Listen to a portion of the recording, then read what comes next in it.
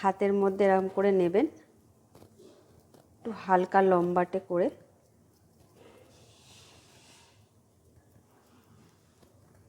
যেরকম মাছের পিস হয় ঠিক ওই রকম আমি করে নিচ্ছি।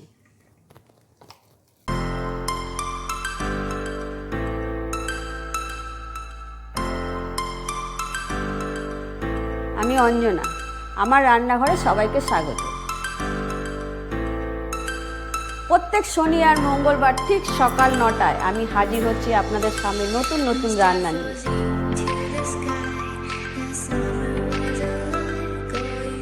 ভালো লাগলে আমার চ্যানেলটাকে লাইক, কমেন্ট, শেয়ার করবেন। নমস্কার, আমি অঞ্জনা, আমার রান্নাঘরে সবাইকে স্বাগত। ঠিক সকাল 9টা বেজে গেছে, আমি এসে হাজির হয়ে গেছি আপনাদের সামনে। আজকে একটা দুর্দান্ত রেসিপি নিয়ে এসেছি, কাঁচকলা, ঠাকুরবাড়ির কাঁচকলার ঝোল। অনেকে তো কাঁচকলা শুনেই কাঁচকলা এ আর কি হবে, কিন্তু আজকে আমি আপনাদের একটা দুর্দান্ত রেসিপি কাঁচকলা দিয়ে দেখাবো। চলুন ভিডিওটা স্টার্ট করি। প্রথমে দেখিয়ে দিই, আমি এরকম দুটো কাঁচা কলা নিয়েছি। কাঁচাগুলো দুটোকে আমি আগের থেকে সেদ্ধ করে নিয়েছি। এই দেখুন, আমি সেদ্ধ করে নিয়ে আমি এখনো চোকলাটা ছাড়াইনি, ঠান্ডা হয়ে এবার আমি এইভাবে চোকলা দুটোকে ছাড়িয়ে নিলাম। আপনারাও এরকম করে একটু সেদ্ধ করে নেবেন। আগে চোকলাগুলো ছাড়িয়ে নিলাম। দুটো কাঁচকলা আমি ছাড়িয়ে নিয়েছি। আর এখানে আমি 50 গ্রাম মতো সোয়াবিন নিয়েছি। সোয়াবিনটাকে আমি 1 ঘন্টা আগে গরম জলে ভিজিয়ে রেখেছিলাম।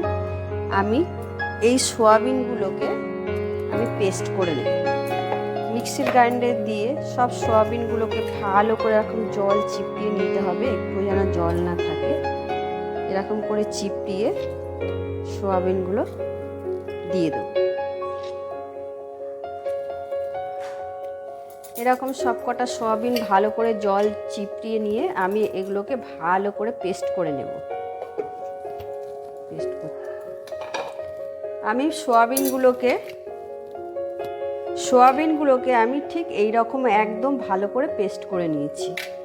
এবার আমি এই সোয়াবিনগুলো একটা বাটিতে সব ঢেলে নেব।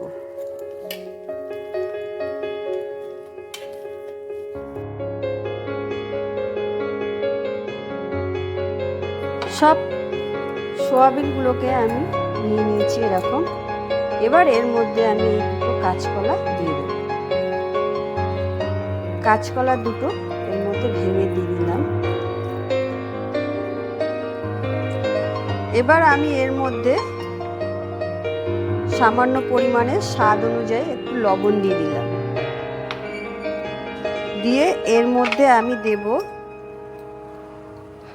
1/2 চামচ ধনে গুঁড়ো, 1/2 চামচ ভাজা জিরের গুঁড়ো, অল্প পরিমাণে সামান্য একটু আদা বাটা, সামান্য একটু লঙ্কার গুঁড়ো, একটু দেব হলুদ গুঁড়ো, আর একটু সামান্য স্বাদ টেস্টটা যাতে ভালো হয় একটু দেবো চিনি। এই সব জিনিসগুলো দিয়ে আর একটু এর মধ্যে দেব আমি 2 চামচ গোবিন্দভোগ চালের গুঁড়ো আমি করে রেখেছি, এইটা দিয়ে দেব। দিয়ে আমি ভালো করে এগুলোকে মেখে নেব।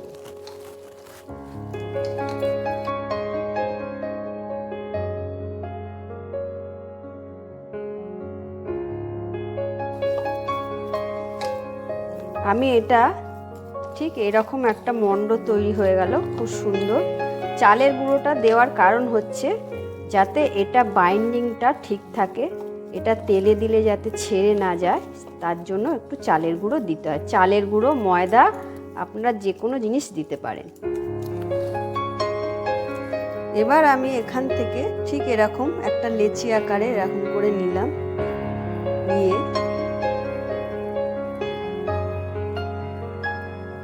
ঠিক একটু লম্বা করে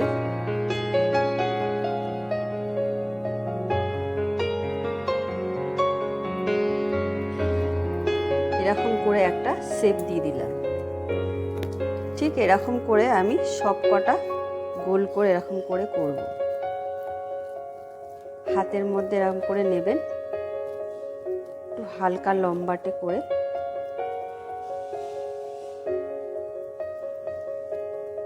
যেরকম মাছের পিস হয় ঠিক ওই রকম আমি করে নিচ্ছি।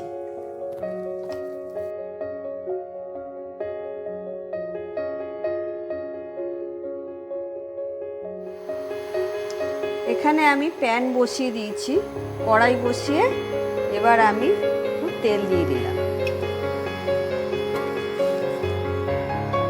আমি এখানে তেল দিয়ে দিয়েছি, তেলটা গরম হয়ে গেছে। আমি এখানে আস্তে আস্তে এগুলোকে একটু ভেজে নেব।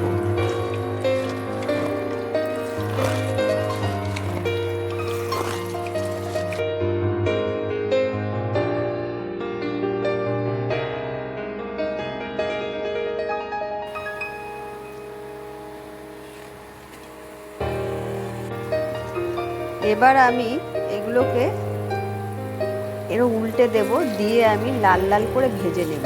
উল্টে পাল্টে লাল লাল করে ভেজে নেব। দেখুন নিচটা কি সুন্দর লাল হয়ে গেছে। এরকম করে উল্টিয়ে দেবো সব কটা।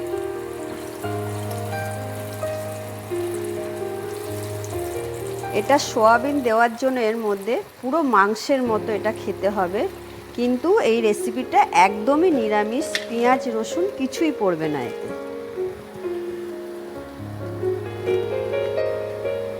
আমি আবার উল্টে দিচ্ছি, উল্টে পাল্টে আমি হালকা হালকা করে ভেজে নিলাম। দেখুন এই পিসটা হয়ে গেছে, মোটামুটি দুদিকটাই আমার হয়ে গেছে। আমি আরেকটু হালকা করে আবার উল্টে দিয়ে একটু ভেজে নিলাম। এই ভাজাগুলো যখন করবেন খুব একটা আঁচ জোরে রাখবেন না, মিডিয়াম টু লোয়ে রেখে ভাজাগুলো করে নিতে হবে। এইগুলো ভাজা একদম হয়ে গেছে। এবার আমি এইরকম ঠিক লাল লাল হয়ে গেলে এগুলোকে তুলে নিতে হবে। এরকম করে তুলে নেব।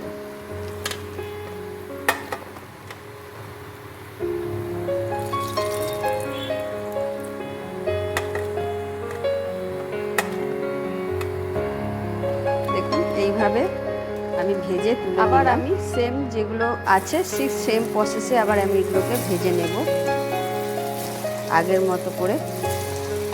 আবারও আমি এইগুলো সব উল্টে দিলাম। দেখুন নিচটা লাল হয়ে গেছে, এরকম করে উল্টে দেবো।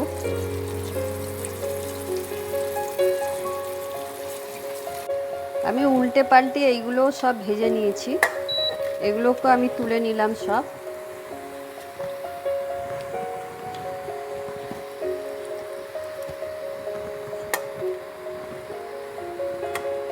সব তুলে নিলাম, ভাজা আমার কমপ্লিট। এখানে অনেকটাই তেল আছে, তাই আমি একটু তেল কমিয়ে নেব, এতটা তেল দেব না। এবার আমি এখানে মিডিয়াম দুটো আলু নিয়েছি, মিডিয়াম সাইজের আলুকে আমি এইভাবে কেটে নিয়েছি। এই আলুগুলোকে আমি এই তেলে দিয়ে আলুগুলো একটু ভেজে নেব। ভালো করে ধুয়ে নিয়েছি।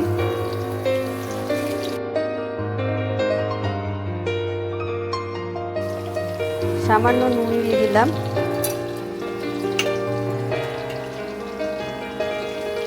অল্প পরিমাণে হলুদ দিলাম, দিয়ে আলুগুলোকে আমি একটু চাপা দিয়ে দিয়ে ভেজে নেব। একটু চাপা দিয়ে ভাজবো। এরকম আমি একদম পুরো লাল করে আলুগুলো ভেজে নিয়েছি। ভেজে নিয়ে আমি আলুগুলো তুলে নেব। এবার আমি এই তেলের মধ্যেই আমি দেব একটা তেজপাতা, দুটো ছোটো এলাচ ফাটিয়ে দেব। এরকম ফাটিয়ে দিলাম। ছোট্ট দুটো এরকম দারচিনির টুকরো দিলাম, দুটো লবঙ্গ দেব। একটু এর মধ্যে সাদা গোটা জিরে দিলাম অল্প করে, দিয়ে মশলাগুলোকে আমি একটু নাড়িয়ে নেব। হালকা মশলাটা একটু হালকা ভাজা করে নেব।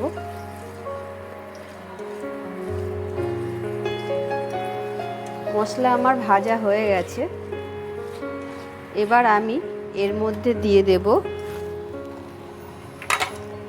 এখানে আমি জিরে বেটে রেখেছি, গোটা জিরেকে আমি শিলনোড়ায় বেটেছি। আপনারা কিন্তু এই আইটেমটা যখন করবেন একটু বাটা জিরেটা দিলে ভালো হয়, আর যদি না দিতে পারেন তাহলে গুঁড়ো জিরেকে আপনারা 8 ঘন্টা আগে জলে ভিজিয়ে রাখবেন।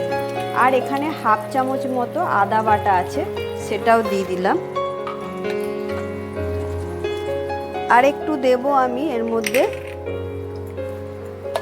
অল্প সামান্য একটু ধনে গুঁড়ো দিয়ে দেব, দিয়ে আমি এগুলোকে একটু ভালো করে ভেজে নেব মশলাটা।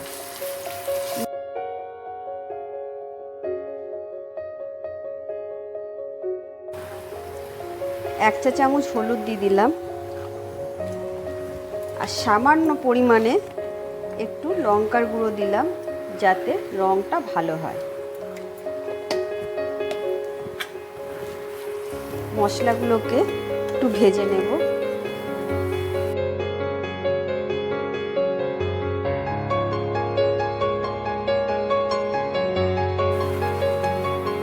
এবার আমি এর মধ্যে দেব নুন। আমি এখানে 1 চা চামচ নুন দিয়ে দিলাম।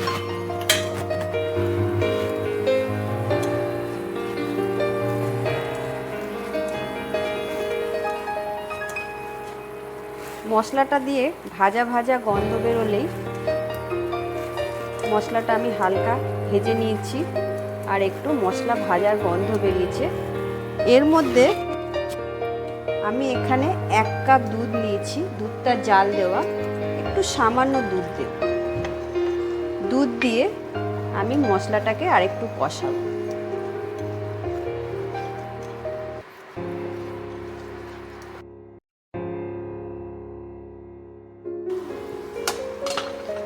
দুধ দিয়ে একটু অল্প দুধ দিয়ে আমি মশলাটাকে মিনিট 2 মতো ভালো করে কষিয়ে নিয়েছি। এবার আমি এর মধ্যে এই যেটুকু দুধ আছে সব দুধটা এবার আমি এর মধ্যে দিয়ে দেব।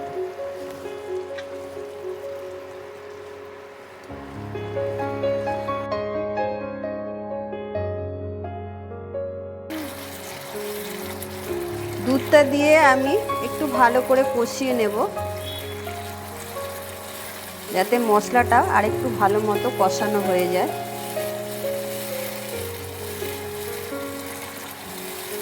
এবার আমি এর মধ্যে দেব সামান্য একটু মিষ্টি দেব, হাফ চা চামচের মতো একটু মিষ্টি দিয়ে দিলাম।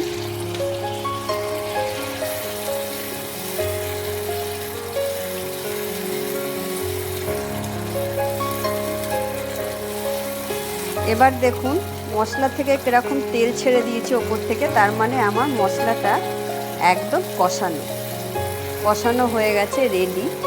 এবার আমি এর মধ্যে কিছুটা জল দিয়ে দেব। আপনারা ঝোল যেরকম রাখবেন সেই বুঝে, এটা কিন্তু বেশি ঝোল হবে না, একটু গা মাখা হবে। এবার আমি এই ভেজে রাখা আলুগুলো সব দিয়ে দেব। ভেজে রাখা আলুগুলো দিয়ে আমি একটুখানি 1 মিনিটের মতো এটা চাপা দেব। 1 মিনিট পর আমি এটা একটু খুলে দেখে নিচ্ছি।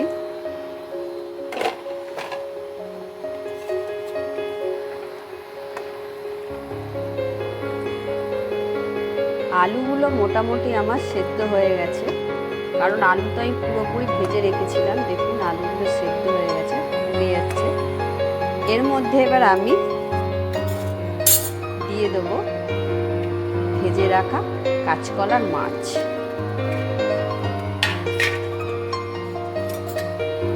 দিয়ে এটাকে আর চাপা দেব না, আমি 1 মিনিট মতো ভালো করে ঝোলটা ফুটিয়ে নেব।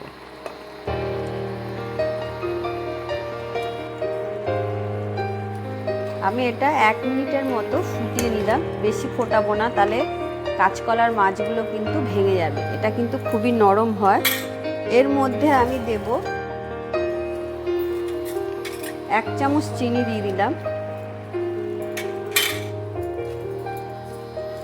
আর দেব একটু ঘি।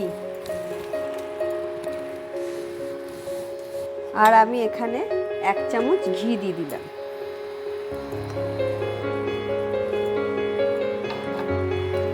ঘিটা দিয়ে আমি ভালো করে একটু নাড়িয়ে দেব।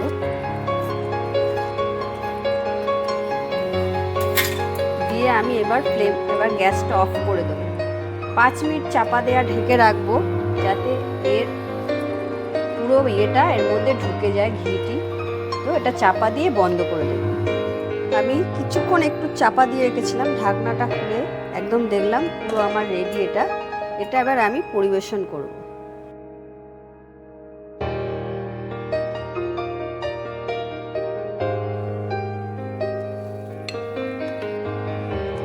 হয়ে গেল আমার মাছের আকারে কাঁচকলার তরকারি। এইভাবে বাড়িতে যারা কাঁচকলা খায় না তাদেরকে অতি অবশ্যই একবার খাওয়াবেন। আপনাকে রিকোয়েস্ট করবে বারবার এই তরকারিটা করার জন্য। তো ভালো লাগলে আমার ভিডিওটা লাইক, কমেন্ট, শেয়ার করে দেবেন। টাটা।